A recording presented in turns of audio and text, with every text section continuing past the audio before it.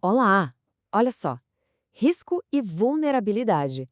São duas palavras que a gente ouve o tempo todo, né? Mas por trás delas tem uma lógica poderosa que a gente usa todos os dias, mesmo sem perceber. E é exatamente isso que vamos fazer aqui. Vamos decodificar essa lógica juntos, entender como ela influencia desde a nossa rotina matinal até, olha que interessante, a segurança de cidades inteiras. Aperta a soneca ou levanta. Abastece o carro agora ou arrisca chegar na reserva. Parece uma coisa boba, né? Uma decisãozinha do dia a dia. Mas acredite, são essas pequenas escolhas, quase no piloto automático, que são o ponto de partida perfeito para a gente mergulhar num tema que é, bom, gigante e muito, muito sério. É isso mesmo. A gestão de riscos está presente no nosso dia a dia. Essa intuição, essa vozinha na cabeça que calcula se vale a pena arriscar só mais 5 minutinhos ou se o tanque vai secar no meio do caminho, sabe? Essa é, na essência, a mesmíssima lógica que especialistas usam para gerenciar ameaças em escala global. É a mesma base de pensamento. Ok, então, como é que essa decisão do cotidiano vira ciência? Como a gente sai do despertador para algo mais técnico? Bom, é isso que a gente vai ver agora. Vamos decodificar o conceito fundamental de risco. É como se a gente fosse entrar na cabeça de um especialista para entender o que essa palavra realmente significa para quem trabalha com isso. Olhando assim, a definição formal pode até assustar um pouco, né? A probabilidade de ocorrer consequências danosas. Mas vamos quebrar isso. Risco é, basicamente, a probabilidade de uma coisa ruim acontecer quando um perigo encontra o quê? Uma condição de vulnerabilidade local.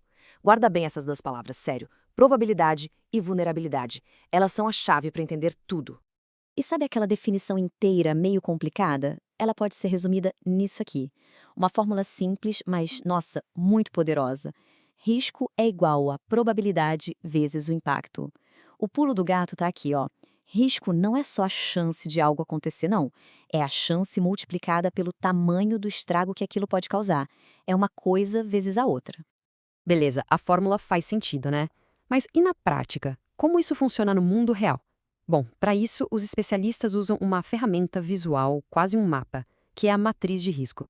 É com ela que a gente consegue visualizar e, o mais importante, priorizar. Essa matriz tem dois eixos, duas perguntas centrais. De um lado, a gente tem a probabilidade. Qual é a chance daquilo acontecer num certo período? E do outro lado, o impacto. Se acontecer, quais vão ser as consequências? Danos materiais, sociais, econômicos. É o tamanho do problema. As respostas para essas duas perguntas vão definir todo o resto. E olha só a matriz em ação numa versão simplificada. Percebe como tudo se encaixa? Um evento que tem alta probabilidade de acontecer e vai causar um alto impacto. Bom, esse está lá no vermelho, é risco alto, alerta máximo. Agora, se a probabilidade é baixa e o impacto também é baixo, o risco é baixo. A grande sacada dessa ferramenta é justamente essa: dar uma clareza visual para a gente saber por onde começar, o que é mais urgente. Mas lembra daquela outra palavrinha que eu pedi para guardar? Vulnerabilidade.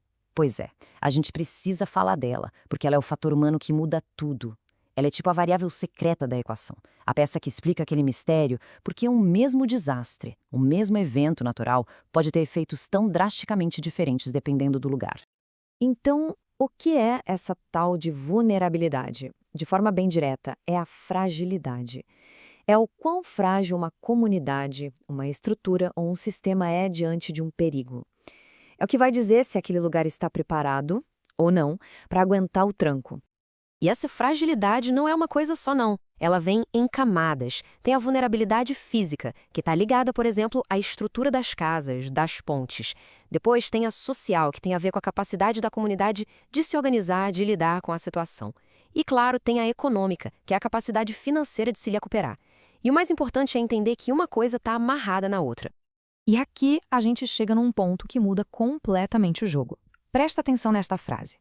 Mesmo se o risco de um evento for baixo, uma alta vulnerabilidade pode resultar em grandes danos. É aqui que a matemática do risco encontra a complexidade do mundo real, a realidade social das pessoas.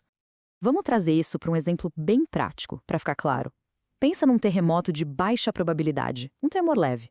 Numa cidade onde as construções são super seguras, talvez nem cause dano nenhum. Agora, pega esse mesmo tremor e coloca numa área onde as construções são precárias, ou seja, com alta vulnerabilidade física. O resultado pode ser uma catástrofe. Percebe? O perigo é o mesmo. O que muda tudo é a vulnerabilidade. Ok, a gente já entendeu as peças desse quebra-cabeça: risco, probabilidade, impacto, vulnerabilidade. A pergunta que fica é: e agora?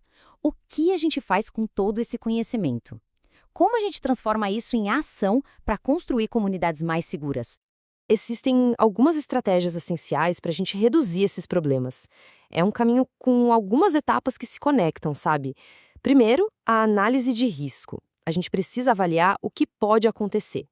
Depois, com base nisso, vem o planejamento urbano, que é pensar a cidade de forma inteligente, com regras de construção, por exemplo. Isso tem que andar junto com educação e conscientização, para que as pessoas saibam como agir. E, claro, nada disso se sustenta sem o desenvolvimento de infraestrutura, ou seja, investir em obras que sejam mais resistentes. No fim das contas, a grande lição é essa aqui, ó. A gente precisa combinar uma análise precisa do risco com a redução da vulnerabilidade. É a junção dessas duas coisas que realmente ajuda a proteger as comunidades. Não adianta só ficar olhando para o perigo lá fora. A gente precisa também olhar para dentro, para nossa própria fragilidade e trabalhar para fortalecê-la. E para a gente fechar, fica aqui uma reflexão. Se a vulnerabilidade de uma comunidade pode ser tão ou mais decisiva que o próprio perigo, então proteger as pessoas também significa olhar para as nossas desigualdades, né, para as questões sociais e econômicas. Então a pergunta final é essa: como é que todo esse conhecimento sobre risco e vulnerabilidade pode inspirar a gente a ter atitudes mais colaborativas, mais empáticas, a buscar soluções que não sejam só tecnicamente boas, mas que sejam, acima de tudo, mais humanas?